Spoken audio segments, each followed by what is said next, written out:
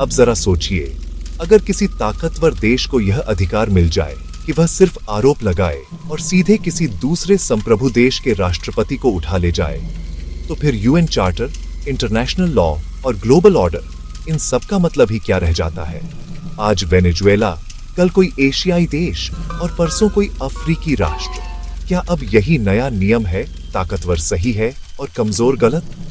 अगर हाँ, तो ये सिर्फ वेनेजुएला पर हमला नहीं है, ये पूरी वैश्विक व्यवस्था पर हमला है। आज दुनिया को एक खतरनाक संदेश दिया जा रहा है कि जो देश कमजोर है, जिसके पास परमाणु हथियार नहीं है, उनकी संप्रभुता सिर्फ कागजों तक सीमित है।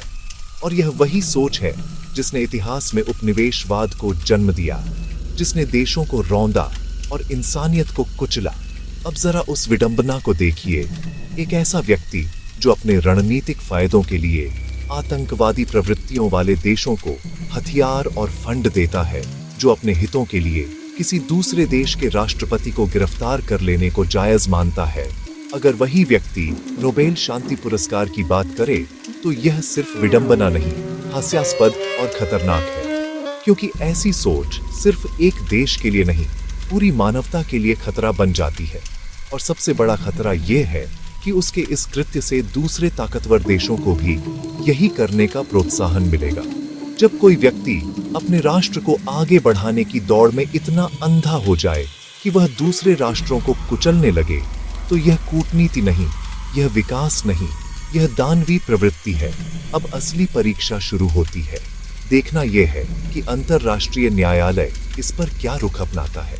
अगर अंतर्राष्ट्रीय न्यायालय इस तरह की कार्रवाई को ताकत के पक्ष में जायज ठहराता है, तो फिर दुनिया को ईमानदारी से यह स्वीकार करना चाहिए कि न यूएन को मानने का कोई नैतिक आधार बचता है, न अंतर्राष्ट्रीय न्यायालय को।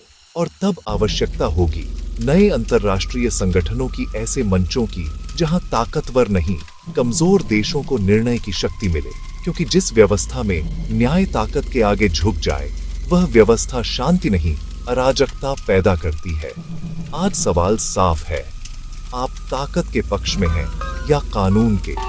अगर आपको लगता है कि यह मुद्दा सिर्फ एक देश का नहीं, बल्कि पूरी दुनिया के भविष्य से जुड़ा है, तो इस वीडियो को आगे पहुंचाइए। क्योंकि आज अगर आवाज नहीं उठी, तो कल इतिहास माफ नहीं करेगा।